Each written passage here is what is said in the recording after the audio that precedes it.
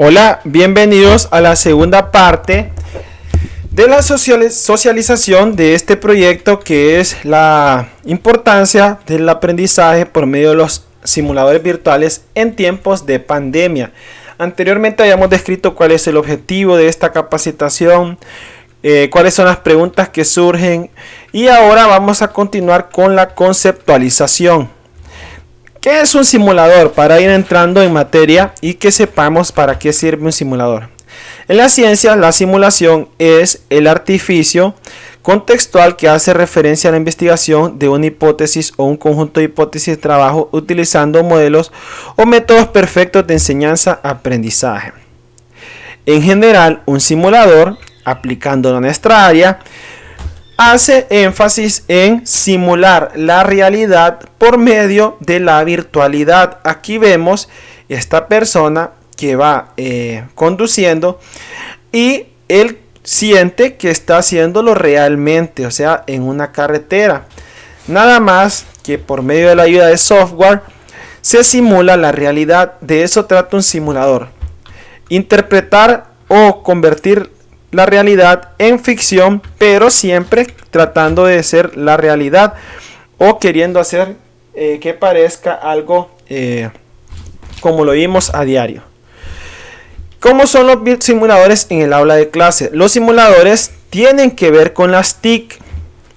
Aparte de eso, hay dificultades por la educación en la pandemia. Y la simulación es una herramienta como aprendizaje en la educación superior.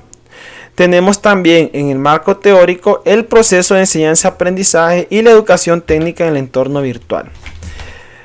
Las TIC, las tecnologías de la información y comunicación, son importantes a la hora de trabajar con los simuladores virtuales. Específicamente nosotros vamos a enfocarnos en la realización o en la obtención de una computadora como las TIC, y ahora explico por qué. Un teléfono puede ser parte de las TIC, una calculadora puede ser parte de las TIC, pero la computadora es la que nos va a dar una herramienta fundamental para poder nosotros descargar cualquier simulador virtual que nos permita dar a conocer o simular la realidad por medio de una virtualidad. Recordemos en la parte 2.2 que las dificultades en educación superior por la pandemia han venido a afectarnos de una manera muy drástica, ya que nos han encerrado prácticamente en nuestros hogares y es muy difícil o casi imposible asistir a los centros educativos. Y esto requiere una reinvención también en el proceso de enseñanza-aprendizaje. Es un reto tanto para docentes como para educandos. Iremos describiendo cada uno de ellos más adelante. La simulación es una gran herramienta para sobrellevar lo que es el proceso educativo. Tiene sus ventajas y también tiene sus desventajas, que las iremos describiendo. El proceso de enseñanza-aprendizaje es interactivo, es decir, el alumno requiere ahorita con esta virtualidad el doble o triple de esfuerzo para poder aprender, e igual el docente, ya que no tiene hora prácticamente de entrada y de salida en las labores. Bien, la educación técnica llevando a nosotros en el entorno virtual es algo fundamental, ya que estamos acostumbrados a andar en el taller, a estar en el taller recibiendo clases, pero vemos que esta pandemia nos ha afectado y nos tiene, como decimos, encerrados y no es posible asistir a los talleres. Así que la simulación es un gran aporte o herramienta para nuestras clases.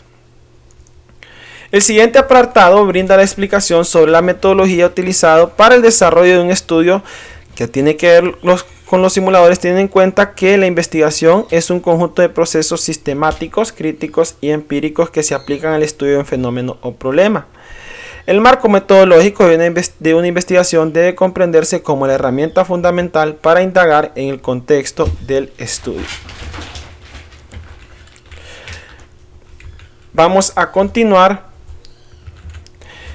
¿Qué se pretende con esta capacitación que está enfocada en una investigación? Obtener resultados por medio de una encuesta que nos indiquen si los estudiantes realmente conocen sobre los simuladores, si los docentes conocen sobre simuladores, y esto nos va a dar o nos va a arrojar una serie de datos que nos va a servir para replantear nuestra situación educativa. Vemos que nuestra investigación es de tipo cuantitativo, es decir, vamos a poder cuantificar los resultados que obtengamos.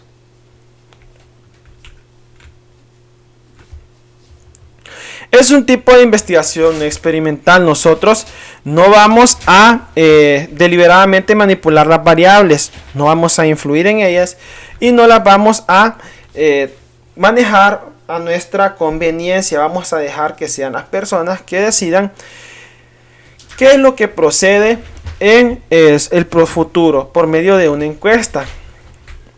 Va a ser de carácter descriptivo. Es un método sumamente valioso para la investigación social. Se ha determinado como alcance descriptivo debido a que el principal fin de esta es determinar la incidencia de los simuladores virtuales en el aprendizaje de los estudiantes. Esta investigación que vamos a aplicar, esta encuesta, cuenta con preguntas cerradas, es decir, sí, no necesariamente sí, no, pero pueden ser preguntas que va a seleccionar una de todas las opciones, y eso al momento de cuantificarla va a ser una manera muy efectiva y ahorro de tiempo al momento de hacer la lectura de los datos. El muestreo se saca de la siguiente manera: dependiendo la cantidad de personas o estudiantes, debemos tener un margen de 99% de acierto y un 5% de error. Hay una calculadora de muestreo que nosotros podemos indicar la población. Si son 60, tenemos un margen de error de 5, y aquí tenemos el 99% de confianza, que es lo que debemos obtener. Y vemos que el tamaño de la muestra es 56. Si se lo aplicamos a 20 personas, el margen de error debe ser 5. Deben responder el tamaño de la muestra 20 y obtenemos un 99% en el margen de error. De acuerdo a las investigaciones que hemos hecho, ¿qué concluimos? Existe mucho interés por parte de los estudiantes y docentes en aplicar el uso de simuladores virtuales en diferentes espacios de aprendizaje, según lo que hemos investigado hasta el momento. Existe un conocimiento previo sobre el uso, manejo y aplicación de simuladores. Existe una limitación en cuanto a recursos, computadora e internet para el uso de simuladores virtuales. Hay límite en la existencia de simuladores gratuitos para su uso y aplicación en los diferentes espacios de aprendizaje.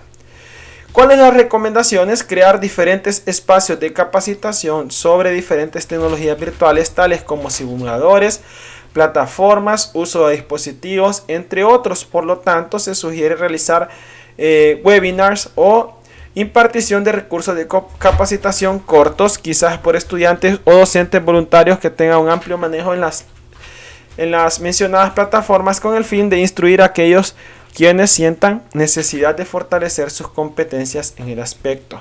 Sugerir a universidades, colegios o centros educativos la inversión de espacios pagados, que ya no sea un lujo contar con simuladores virtuales, que ya no sea algo inalcanzable. Los centros educativos deben intentar de ir en pro de los simuladores, y más que todo cuando hablamos de las carreras técnicas. Esperamos que les haya servido esta capacitación. Nos veremos en la parte final, que tiene que ver con la obtención de los datos.